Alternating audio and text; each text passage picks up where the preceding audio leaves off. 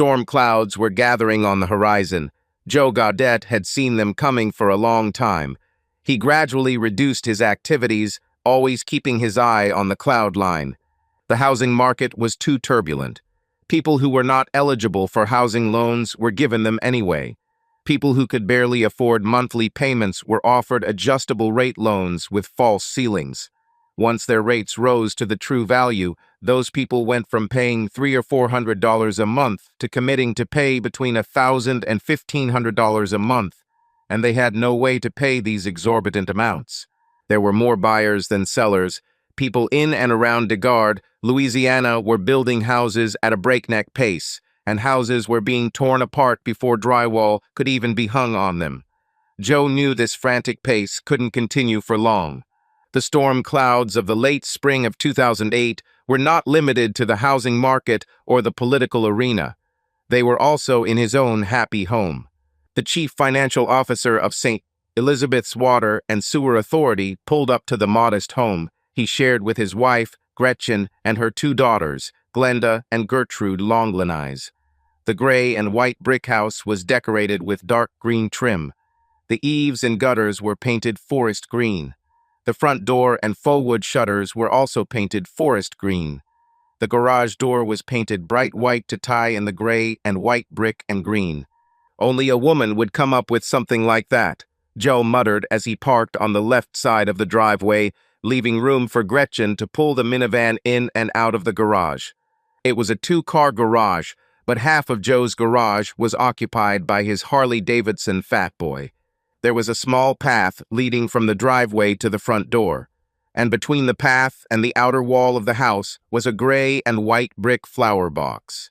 When he and Gretchen bought the house, the perfect little house for you and me and the girls, there was only soggy soil in the flower box.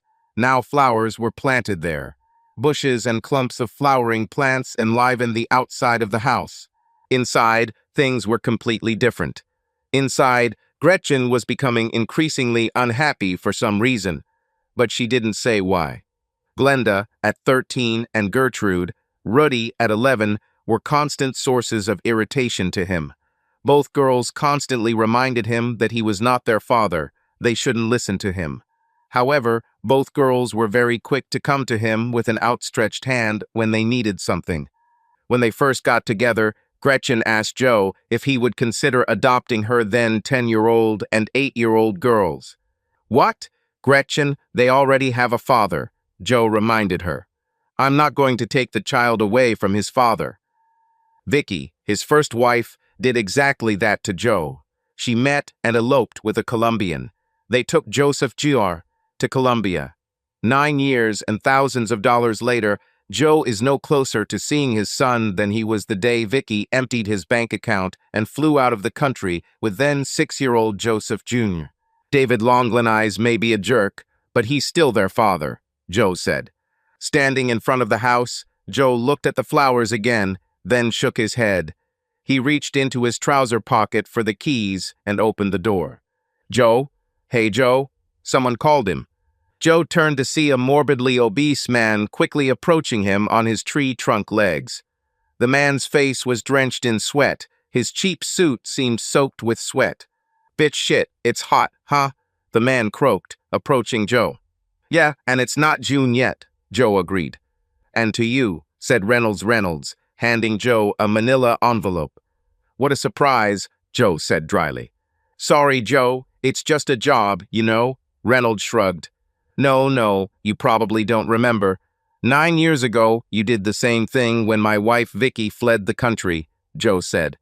About. Sorry, Reynolds said, looking really uncomfortable.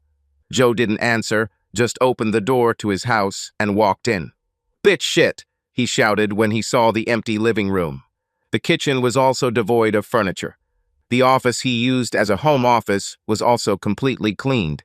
An inspection of the cabinet door showed tool marks. Someone was desperately trying to break open the closet door.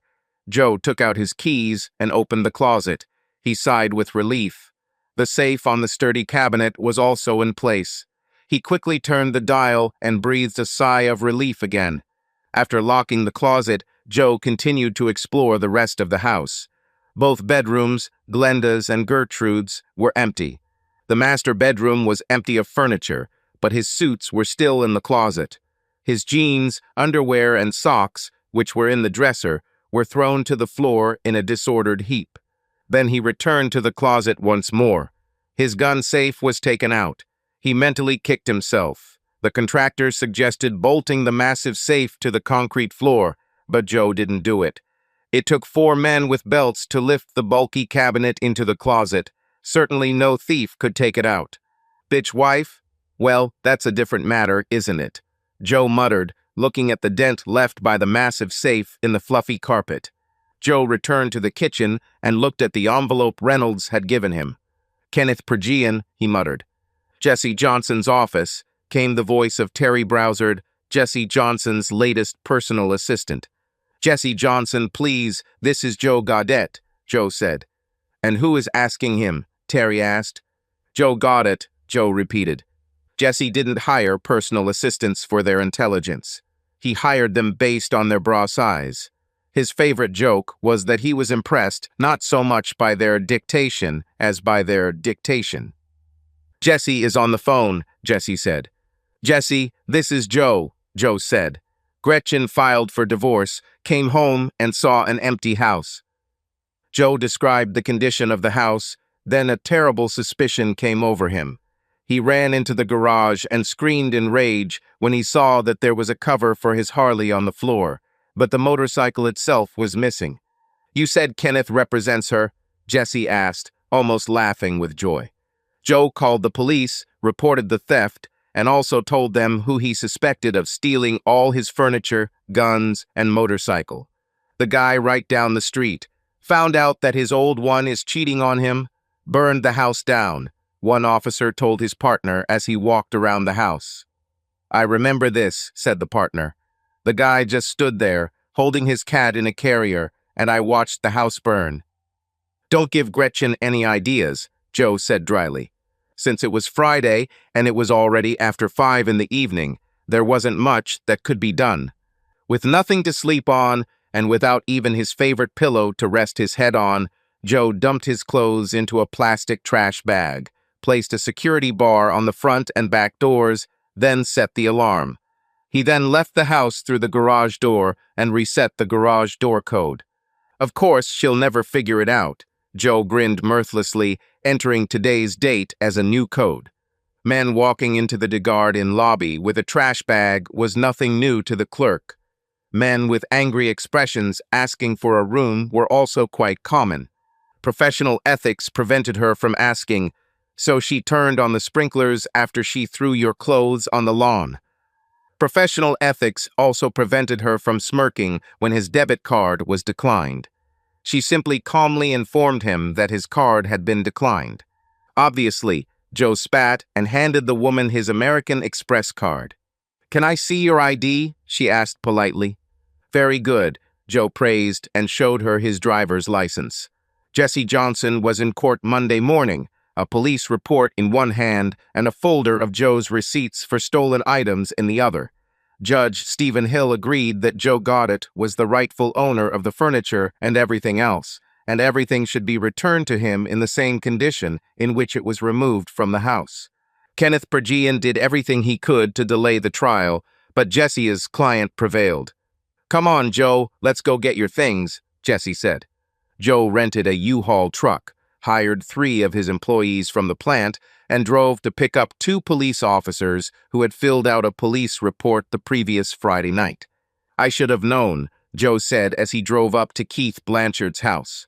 Keith Blanchard started out as a painter working for Scanduro Construction. He even briefly dated Anna Scanduro, the daughter of Dan Scanduro, owner of Scanduro Construction. When Tony Clark broke Dan Scanduro's iron grip on new construction in St. Elizabeth Parish, Robert Scanduro's iron grip on real estate sales, and Danny Scanduro's iron grip on rental housing, Keith went to work for Clark International. Within a few months, he became project manager, commanding teams of up to 20 people. Then he started working on his own. He worked quickly and cheaply, but his work, like Scanduro's, was often of dubious quality. Keith Blanchard approached First Union Bank, hoping to get a loan to build condominiums. Joseph Marcoloni, the bank's governor, was in favor of taking advantage of the recent housing boom. 2 others on the council were also in favor of the deal.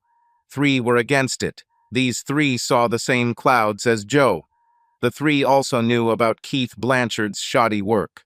Joe Goddett cast the casting vote and voted no on Keith Blanchard's condominium project.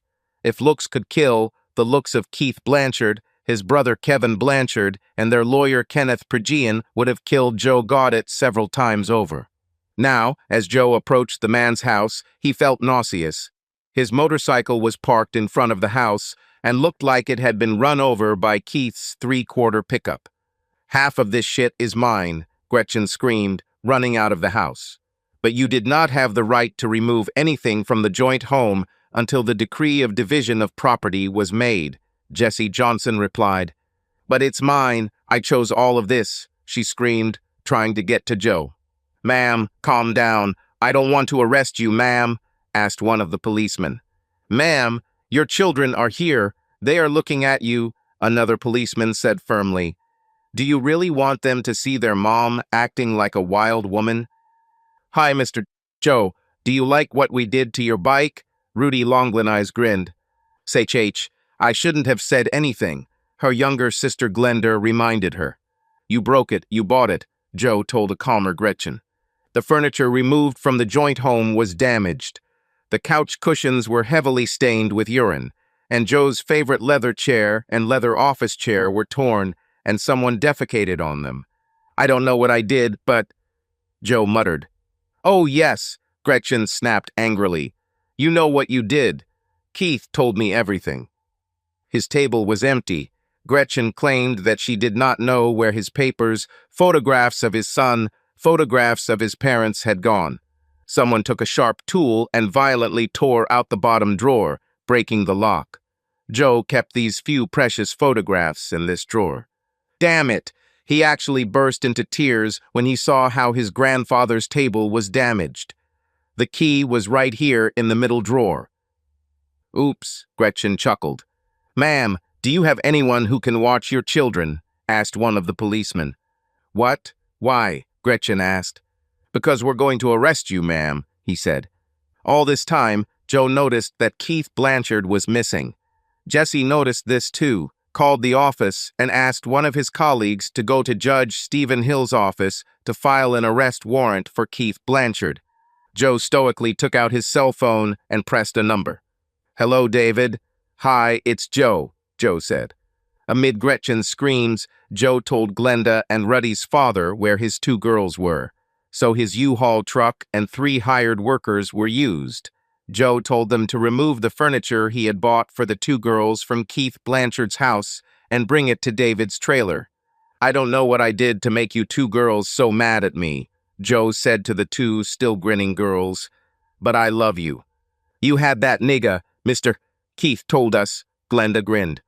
"And we don't love you," Ruddy snapped. "We hate you." "What? I never." Joe protested.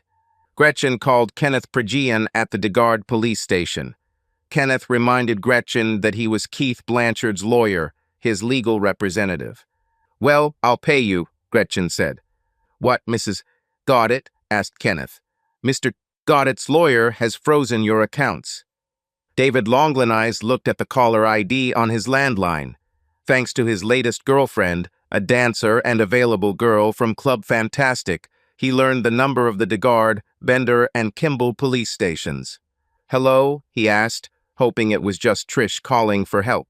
"David, listen, it's Gretchen," Gretchen pleaded. "Listen, please, I need help." She screamed in rage as the phone went off. Joe didn't recognize the number and answered. "Are you kidding? This is a joke, right? This must be a joke," he interrupted Gretchen's plea. "No, Joe, this is not a joke," Gretchen whined shrilly, then switched to a gentle voice. "I mean, I'm in trouble. What about you? You always know what to do." "And I know what to do now," Joe said hoarsely. "Oh yeah?" Gretchen asked hoarsely, then screamed indignantly when Joe disconnected the call. Keith hid for a week, but he finally forgot and used his credit card to pay for gas. This alerted the guard police to his location. 20 minutes later, two police officers in khaki Oakleaf Police Department uniforms showed up at Keith Blanchard's motel room. 19 hours later, he stood before a judge in Oakleaf County. 19 hours and 34 minutes later, he was in the back seat of DeGard's police cruiser. 43 hours after he was detained by Oakleaf Police, Keith Blanchard was charged. Bail was set at $100,000, and he was released on bail. And Gretchen Gaudet is facing some pretty serious charges, said Kenneth Prejean as he and Keith Blanchard settled into Kenneth's office. So what? Screw her, Keith snapped. Thought you already did that, Kevin Blanchard chuckled. Do you know what the problem with beautiful women is? Keith said, even as Kenneth's personal assistant brought 2 cups of coffee and a bottle of water. They think that just lying on your back and letting you have the pleasure should be enough. The woman almost objected in defense of women. Instead, she bit her tongue and left the room. And the problem with men is that they don't know what to do with a woman, she whispered, closing the office door. Kenneth Prejean was able to reduce all charges against Keith to misdemeanor vandalism of property. Keith was also required to pay damages for Joe's Harley-Davidson motorcycle. Kenneth was also able to do the same for Gretchen Gaudet. The attractive blonde looked around as they left the courthouse. Then she looked at Kenneth. And what should I do now? She asked. Now, I think we need to get divorced. You still want a divorce, right? Asked Kenneth. Yes, I think so. He cheated on me. I'm not going to put up with this, Gretchen said. But, where is Keith? I think he's laying the foundation. DeGard National Bank provided him with the financing that First Union was unwilling to provide, Kenneth shrugged. Kenneth decided that he would charge Gretchen and Keith an extra hour of service for having to drive Gretchen to Keith's house. And when Keith arrived home, he was extremely unhappy to see Gretchen sitting on his couch. What are you doing here? He growled.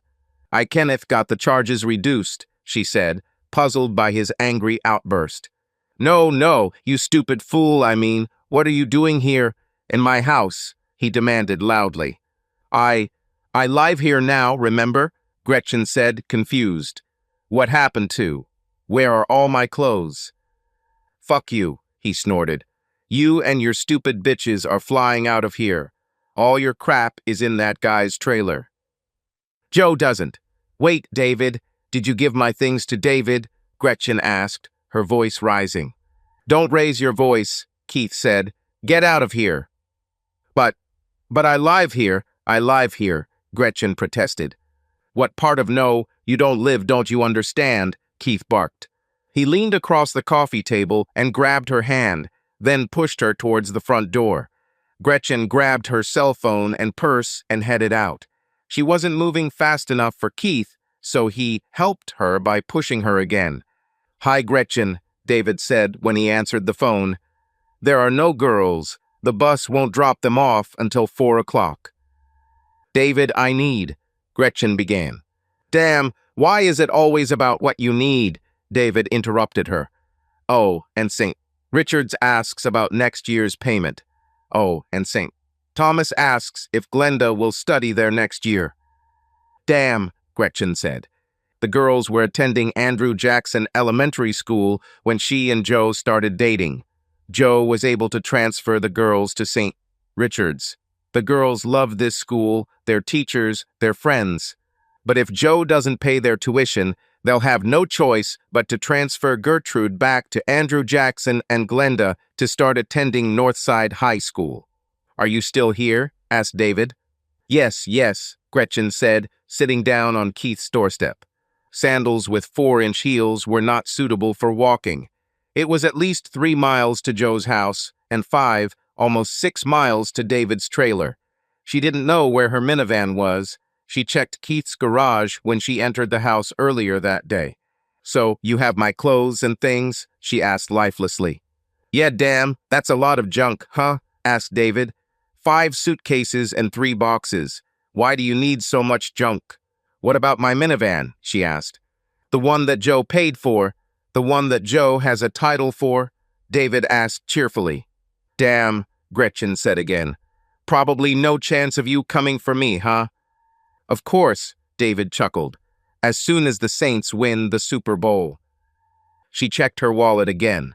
Again, there was only $9 in cash, $11.14 if you count change. She stood up and rang Keith's doorbell. There was no answer. Then she took out the house key and opened the door. He was in the shower. His wallet was on the dresser, so Gretchen helped herself with a few $100 bills. Then she went downstairs and came out again. I should have picked up the key, dumbass, she thought as she dialed Rapid's cabs. Rapid Cabs dispatched a surly driver, and she gave him David's address. Is this the trailer park in Tarragona? He asked. I used to date a girl who lived there. Marjorie, oh damn, what was her name? David wasn't thrilled to see his ex-wife, but Glenda and Gertrude were there, so he was civil with her. He reminded her that being civilized was much more than she had ever done for him. Glenda and Gertrude were delighted to meet their mother. They missed her. They missed the comfort of Mr. Joe's home, Mr. Keith's home. Some kids on the bus #114 even mocked them for being dropped off in front of a trailer park. And Dad is too rough when he combs my hair, Ruddy complained. Well, maybe if you had less, David said lightly, playing with the girl's long red hair. Dad, stop it, Ruddy demanded. Gretchen complained about David's dinner of fried chicken and mashed potatoes. Do you know how many carbs are in this? She asked shrilly. Do you know how many of us care? He answered with the same tone. He pointed to the stove. When you want to get off that fat ass and make dinner, please be my guest, he offered.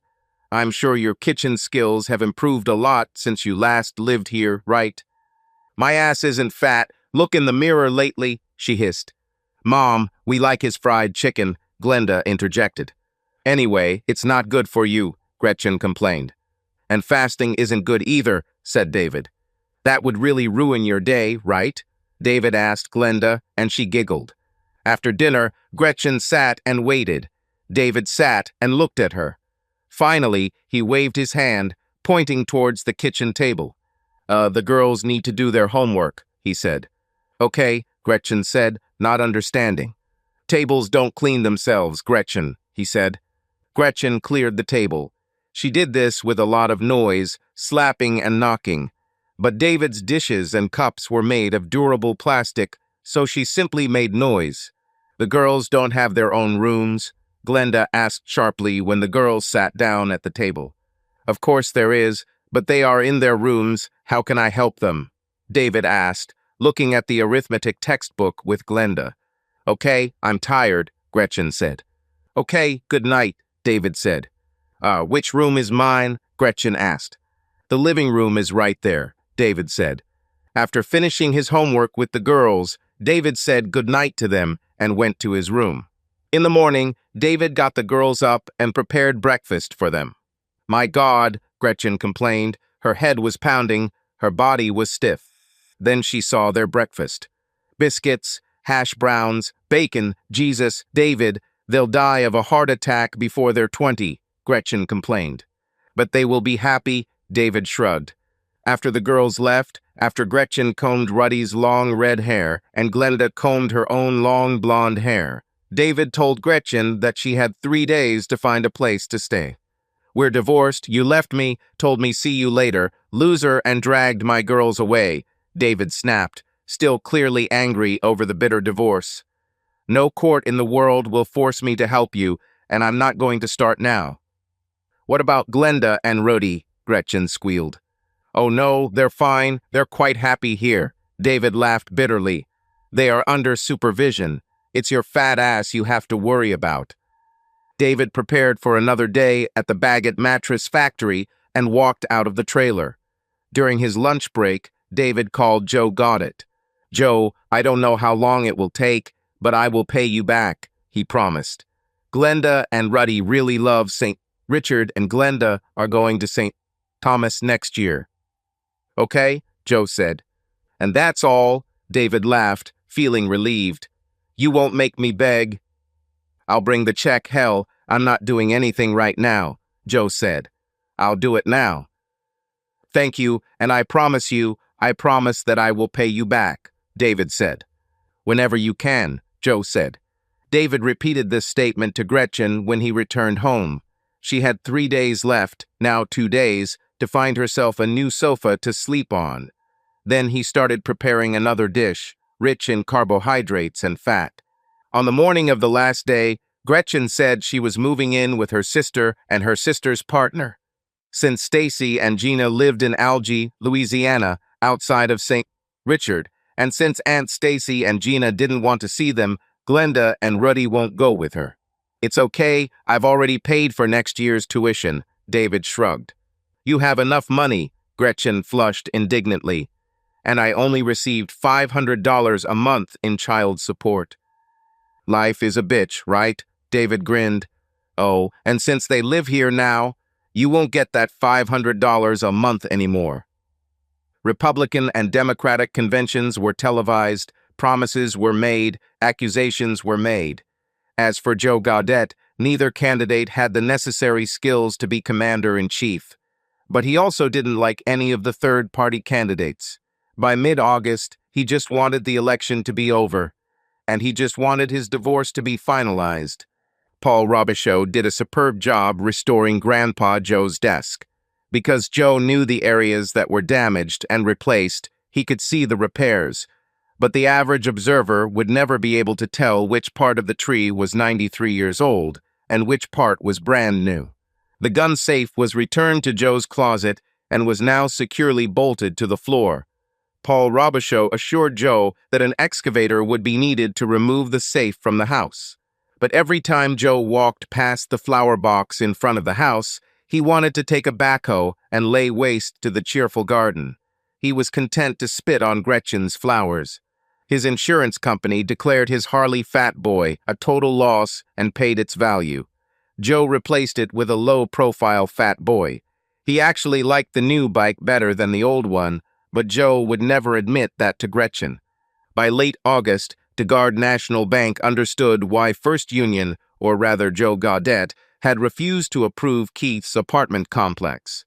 District President St. Elizabeth Chad Mintz has appointed Scott Collins as the city's chief engineer inspector. Scott Collins took his job very seriously.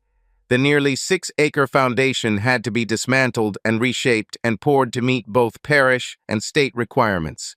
Instead of simply pouring a slab that would meet the specifications, Keith or Kevin decided to cut 2 inches off the foundation depth. Scott Collins actually used a standard school plastic ruler, noticed the discrepancy, and had them tear down the second foundation. The water supply also proved insufficient, and the city inspector refused to approve the water supply until the pipes were replaced. Since the new pipes were several $1,000s over budget, Keith or Kevin decided to save money on the wiring. Once again, an attentive city inspector noticed the substitution, and several $100s of wiring ended up in a landfill. By the time the first drywall panel was hung, 2 months behind schedule, Blanchard Construction was facing a loss of nearly $100,000, even if each unit built had sold at full market price. DeGard National Bank risked losing almost the same amount. Then banks began to fail all over the country. Corporations began to go bankrupt. Mortgage holders were trying to demand money to stay solvent, trying to stay afloat. DeGard National Bank, finding itself in dire financial straits, suspended construction of the Stone Crest condominiums. Amid the turmoil, Joe and Gretchen Gaudette appeared before Judge Harold Monroe in the case of Gaudette v. Gaudette. Kenneth prepared Gretchen well. She was dressed in ill-fitting, poor-quality clothing, cried, sniffled, and often tried to expose her impressive breasts to Judge Monroe while answering Kenneth's questions. "Good morning, Mrs. Gaudette, or have you gone back to using the surnames Longline, Hebert, or Simon?" Jessie asked politely. "I went back to my maiden name, Lumpkin," she replied coldly. Jessie grinned. Kenneth clearly didn't know about Gretchen's previous marriages. He then asked Gretchen questions about her claims that Joe Gaudette was having an affair with Ebony Hinton. "Keith told me," Gretchen replied sharply. Jessie whispered to one of his younger assistants. The young man nodded and quickly left the courtroom. "And who is this Ebony Hinton?" Jessie asked. Keith said she was a dancer in this dirty, oh shit, what's the name of this place? Mickey, in Kimball, Gretchen said. But you've never seen this woman? Jesse asked. No, I don't need to see some bitch, Gretchen spat. And you never saw Joe Gaudette with that woman? Jesse asked. No, Gretchen replied sharply. So you never saw this supposed affair? Jesse insisted. I protest that the question has already been asked and answered, said Kenneth. Mr. Pregian, this is a civil case, not a criminal case, Judge Monroe chided. But since it is your client who is making accusations of adultery, I will allow the interrogation to continue. Mr. Johnson, continue. But I'm done with that question, Your Honor, Jesse smiled. Lunch break, Kenneth suggested. Okay, Harold agreed, hitting the hammer. Do you even know this Ebony Hinton? Jesse asked his client. I don't even know Mickey, Joe refused. When they returned from lunch, 6 African-American women were sitting at Joe's table. All 6 looked bored, irritated, and dissatisfied. Gretchen was called back to the stand, and Jesse asked her questions about destroying Joe's property, emptying his bank account, and maxing out their joint credit cards. No more questions, Your Honor, Jesse said, but we'd like to get Keith Blanchard on the stand. Keith looked at Joe Gaudette with hatred. His glance at Gretchen wasn't much friendlier. Jesse greeted the man, asked about his profession, asked about his relationship to each of the parties in the divorce. He then asked Keith to identify which of the 6 women was Ebony Hinton. You don't know, Gretchen screamed as Keith looked shocked. You bastard, you do not know. She collapsed on the table, finally realizing that she had been deceived by a man who hated her husband, who had done the only thing he could to hurt her husband. Joe, oh Joe, I'm so sorry, she sobbed. Me too, Joe said. So, you want me to sue Keith Blanchard? Jesse Joe whispered. What a typical lawyer, Joe laughed. Come on. When Judge Harold Monroe struck his gavel for the final decision in Gaudette v. Gaudette, both parties divided the entire marital property accumulated over 3 years of marriage in half, minus $12,658 for the furniture Gretchen damaged, the remainder of the debt on her minivan, and Joe's motorcycle insurance deductible. Bought a house for $79,500, Joe said to a pale Kenneth, ignoring Gretchen's sobs. Well, valued yesterday at $54,900, count for yourself. He then turned to the 3 remaining African-American women. So which one of you is Ebony? He asked. It's me, honey, the attractive young woman smiled as she stood up. Damn, no wonder I had an affair with you, right? He smiled. You are stunningly beautiful. In your dreams, honey, the dancer laughed. My girlfriend is twice as cool as you. I know it's true, Joe laughed. Despite Jesse's displeasure, Joe told the lawyer that he would not demand money from Gretchen. He knew that she had returned to work at Young Insurance as an agent and was making very little money. Hell, she can't even afford her own place, Jesse, Joe said. I know you lawyers can get blood out of turnips, but let it go, okay? Okay, but you still want to continue the case against Blanchard, right? Jesse grumbled. Oh, hell yeah, Joe said. That son of a bitch needs to pay for this. Joe, I'm sorry, Gretchen cried as they walked out into the afternoon sun. Yeah, apologizing doesn't really change anything, does it? Joe muttered to himself as he fastened his helmet. On a whim, Joe decided to go to Mickey's. It was a little before 4. There was no point in going to work at such a late hour. Joe recognized Kevin Blanchard's 2002 Mustang in the parking lot. I bet he gave Keith the name Ebony, Joe thought, deciding not to stop. He continued driving along Highway 19 until he crossed Highway 54. There was a po' boy at Jack's Creek that made the best catfish po' boy he'd ever tasted, and he wanted some comfort food. The fish was hot, the tomato was crispy, and the beer was ice cold.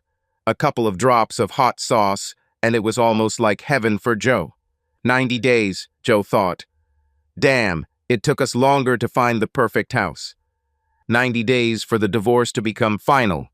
In 90 days, he will be a thrice-divorced man, a 3-time loser at the age of 39. Joe decided to focus on a hot sandwich, a cold beer, and slightly bland fries. 90 days.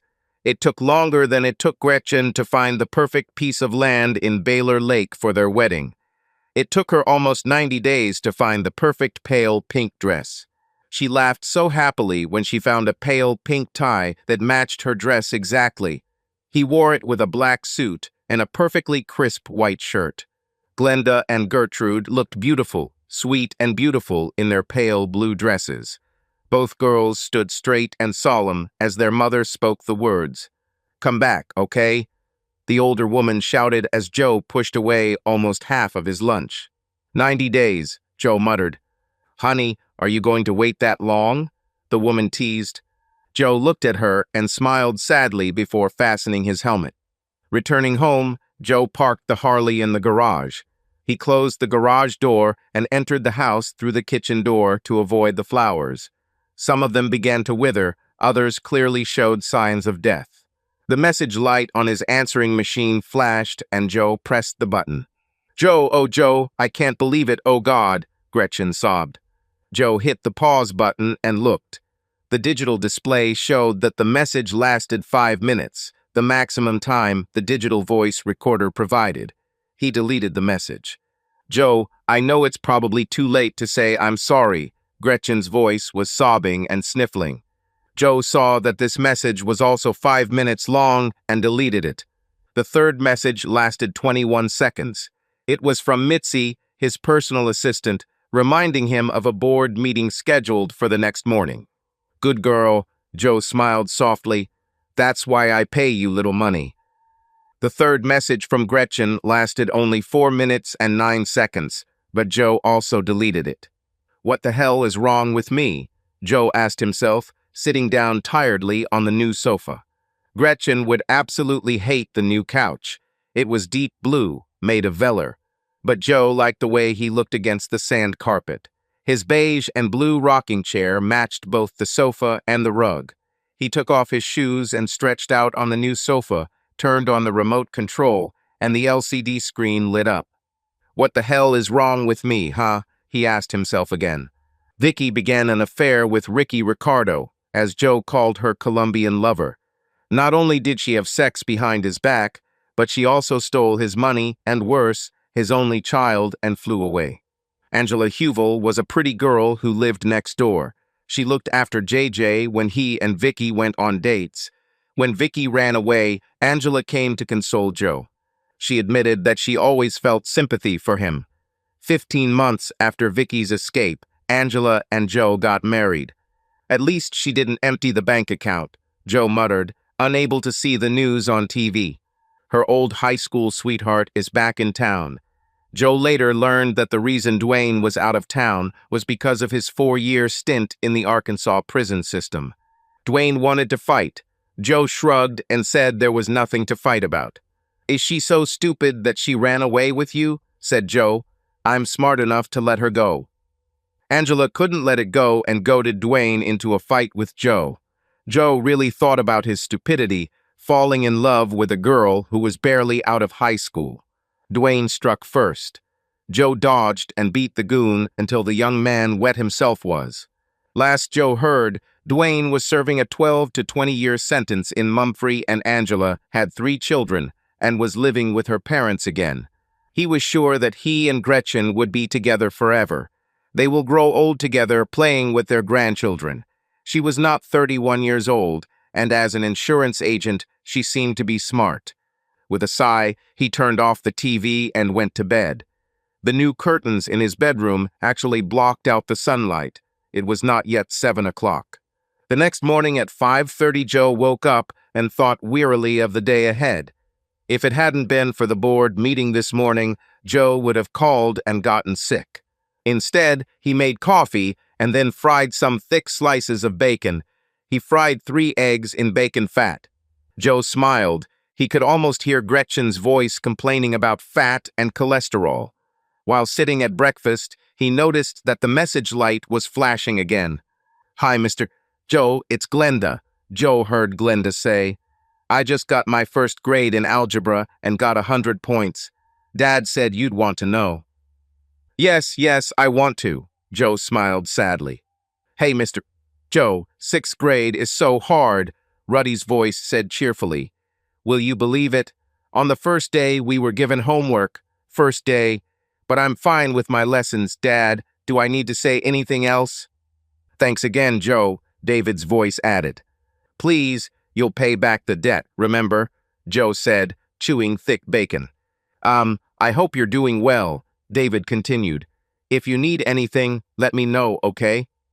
94 days later, Joe pulled a thick envelope from his mailbox, along with a flyer from Abdul's department store and several other letters. Gretchen was a rare customer at the exclusive department store, so they sent sales notices to her home. The final divorce decree largely confirmed what had already been decided in Judge Harold Monroe's courtroom. Knowing that it will happen soon and holding it in your hands are two different things. Joe felt a new wave of fatigue wash over him. The election was over. Barack Obama would become the 44th president. Congress was scrambling to prop up a weak economy, and the weather was turning cold. Weeds had taken over the flower box, but Joe couldn't bring himself to care. Another letter with bright, colorful letters caught his attention, and Joe shrugged. Carnival Cruise Lines tried to entice him to go on a cruise again. He and Gretchen went on a cruise for their honeymoon, visiting the Virgin Islands. Glenda and Ruddy were very upset that they didn't go. Joe promised them that the next time he and Gretchen went, he would take them with him. A cold wind blew off the Atchafalaya, and Joe shrugged again. Why not? Why the hell not? He said. Does it ever get cold in the Bahamas? While Joe logged onto the Carnival Cruise Line's website and entered his promo code, Gretchen blankly read her divorce decree. She sat at a small table in her small living room and read a document. Her tomato basil soup got cold as she sat there, just holding the papers. David sued her. He was now the guardian, the girls were living with him, and he wanted her to pay child support. $500 a month, when most months she was lucky to earn $1,200. Her rent was $395 for a tiny one-room apartment. She considered moving into a two-bedroom apartment in the same complex, but knew she would never be able to support $700 a month, not on commission sales, not when the economy was tanking. Pushing the cold soup aside, Gretchen stood up. Grabbing her purse, she left the small apartment and went down 2 flights of stairs. While Gretchen inserted the key into the lock of Stacy's old Kia, Keith sat on his couch. He sipped his bourbon and sighed. Several days had passed since he left the house. There was no work. Keith drank gloomily, looking at his latest stack of bills. The economy was tanking. Most of his speculative houses were sitting idle, and DeGard National Bank was demanding that he start making loan payments. Even though they stopped the Stone Crest condominiums project, they still wanted their money. Keith drove by the unfinished Stone Crest condominiums and thought about dousing it with gasoline and setting it on fire.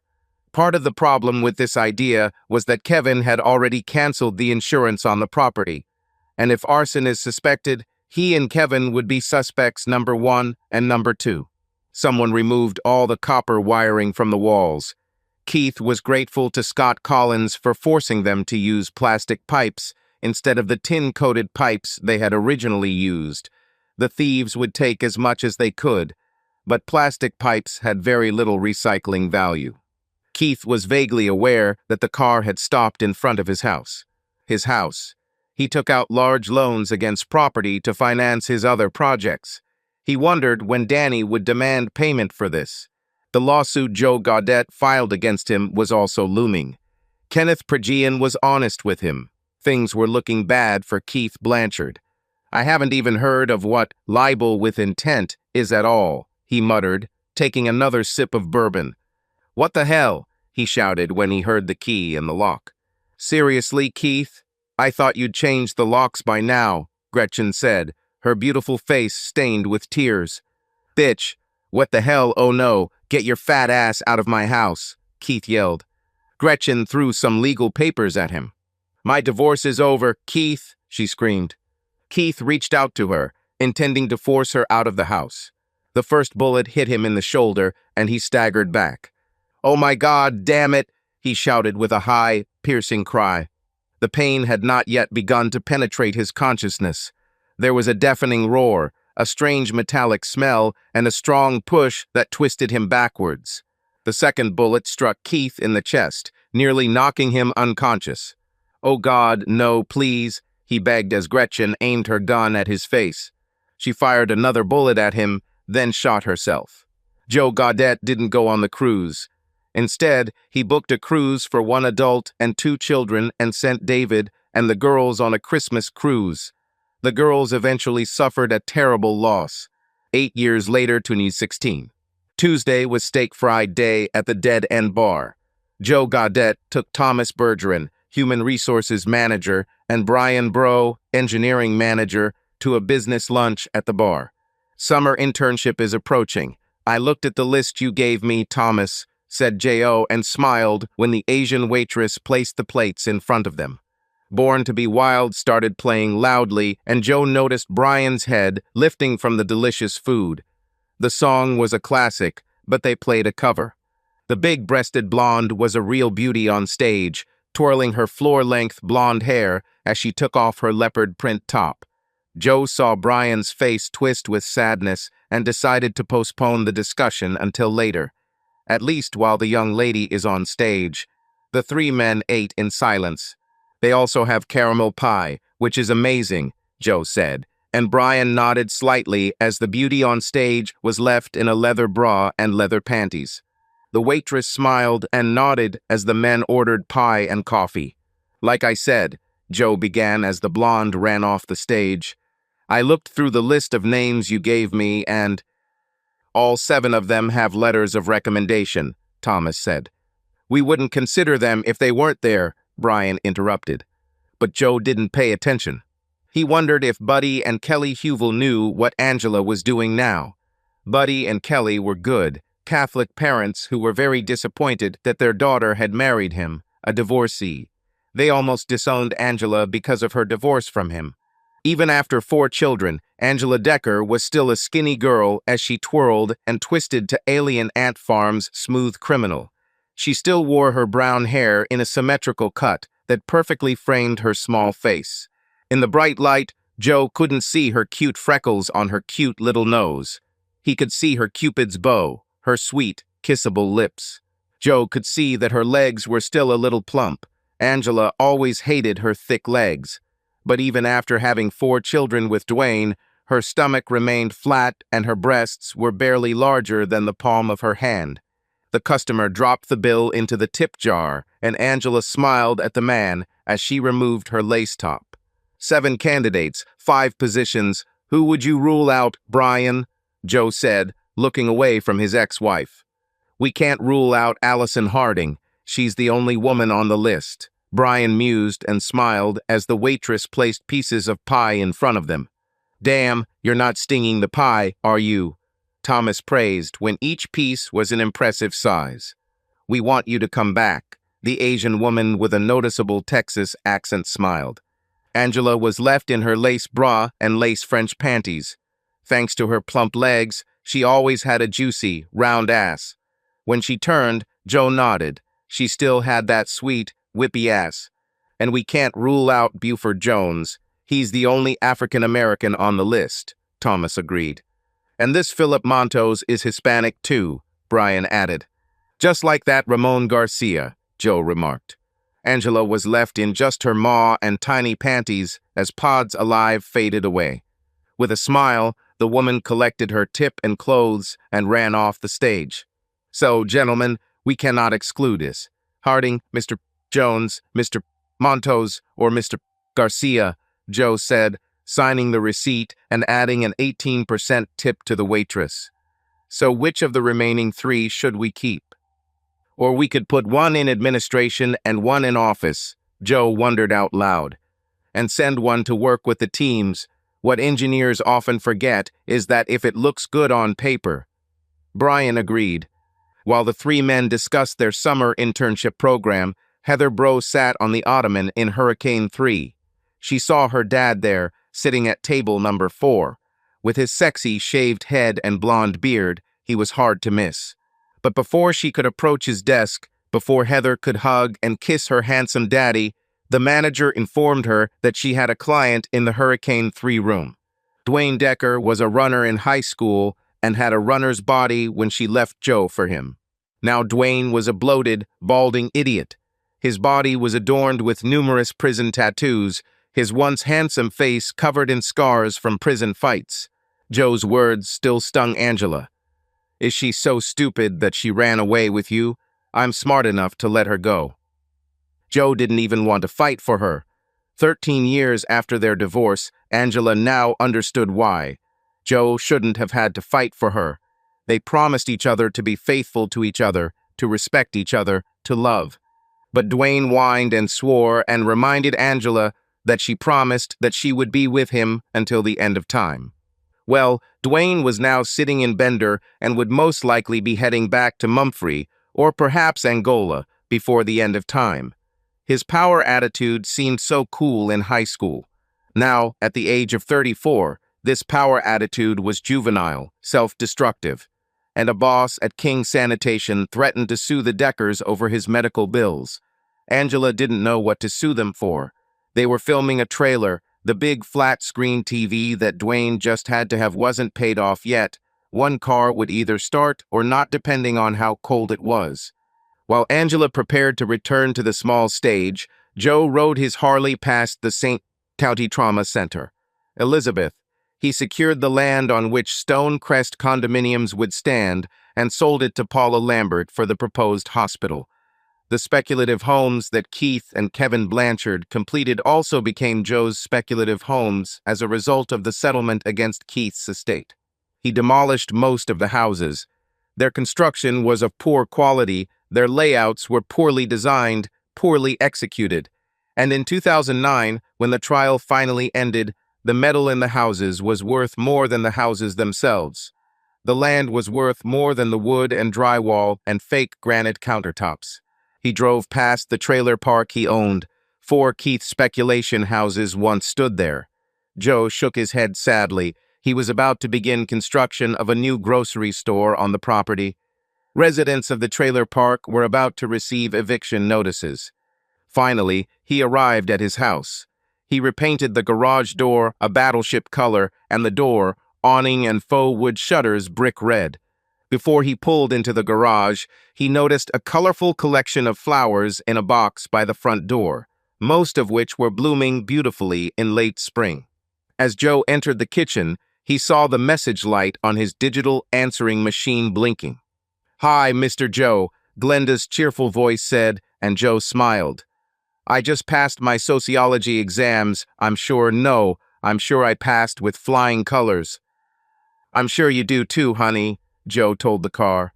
"You're a smart girl." "Mr. Joe, I don't know, God. I hope I made it through," Ruddy's voice said. "But algebra is so difficult. I don't know if I can become an engineer like you." "Hold on, baby. Just hang on," Joe encouraged the car. "Hey, Joe, I've transferred another amount into your account," David's voice said. "Damn it, David. I told you we were even," Joe said. "Told you when they started college. You paid everything." "Either way, we love you," David said. "Love you too," Joe agreed and tossed the ad from Abdul's department store in the trash. Then he remembered and took the papers out of the trash and threw them into a small recycling container. The digital answering machine beeped, and the second message began. "Hey, hi, God, I can't believe you still have the same number. Hi, it's Angela." Joe froze as he heard his ex-wife's voice on the answering machine. End. Subscribe to our channel so that your love doesn't cheat on you, and go ahead and listen to the next story, because this story is nothing compared to the next one. If you're under 18, don't even click to the next one.